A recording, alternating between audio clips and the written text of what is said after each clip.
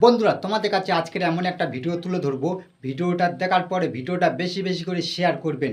এখন সাইডে দেখা পাচ্ছ একটা মেয়ে ছেলে মারা গেছে, তার নিয়ে শ্মশানে নিয়ে গেছে যে সৎ কাজ করার জন্যে। কিন্তু সৎ কাজটা কেন হয় না, কী কারণে গণ্ডগোল হচ্ছে, সব কিছু এই ভিডিওর মাধ্যমে বলবো।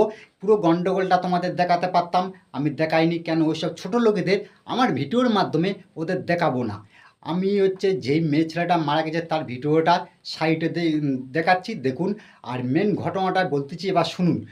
ওখানে গেছিলো কিছু আমাদের সনাতন ধর্মের লোকেরা, ছোট লোকের বাচ্চারা গেছিলো। সেখানে যে মদ খেয়ে ওখানে গন্ডগোল করেছে।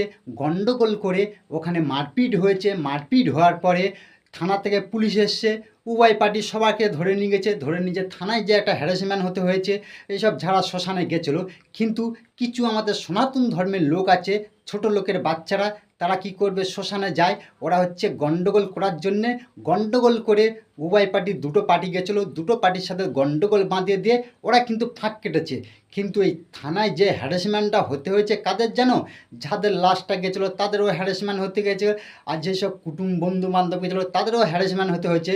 কিন্তু আমাদের সনাতন ধর্মে কিছু ছোট লোকের বাচ্চা আছে, তারা শ্মশানে যাবে, শ্মশানে যেয়ে মদ খেয়ে গন্ডগোল করবে, বাঁধিয়ে দেবে, দিয়ে তারপরে ওরা কী করবে, আস্তে আস্তে সুরসুর করে কেটে পড়বে। ওই জন্য বলছি বন্ধুরা, তোমরা শ্মশানে যাও, এইসব ছোটো লোকের বাচ্চাদের একদম শ্মশানে নিয়ে যাবে না। এইসব ছোটো লোকের বাচ্চারা শ্মশানে যেয়ে ওখানে গন্ডগোল করবে। আর বিশেষ করে আমাদের সনাতন ধর্মে যে কোনো অনুষ্ঠানে দেখেছি, বা মোড়া বাড়ি বলো, বা ছাদ্য বাড়ি বলো, বা বিয়ে বাড়ি, অনুষ্ঠান বাড়ি, পূজা বাড়ি, সব কিছুই খালি মদ ছাড়া এদের কিছু চলবে না। এরা মদ দিতে পারলে ভালো, আর মদ খেয়ে তারপরে গন্ডগোলটা করবে, বিশেষ করে জানো। আর ভিডিওটা বেশি বড় করছি না। ভিডিওটা যদি ভালো লাগে, সৌমিত্র বাংলা টিভি ইউটিউব চ্যানেলের পাশে থাকবেন, বা সৌমিত্র বাংলা টিভি ফেসবুক পেজে পাশে থাকবেন। যারা Soumitra Bangla TV Facebook page থেকে দেখতেছো, তারা ভিডিওটা বেশি বেশি করে শেয়ার করবেন। আমাদের সুন্দরবন দক্ষিণ 24 পরগনা জেলার মধ্যে যে কোনো ঘটনা হলে আমাদের এই পেজের মাধ্যমে তোমাদের সামনে তুলে ধরি, বা ইউটিউব চ্যানেলের মাধ্যমে। ভালো থাকুন, সুস্থ থাকুন, সৌমিত্র বাংলা টিভি ইউটিউব চ্যানেলের পাশে থাকুন।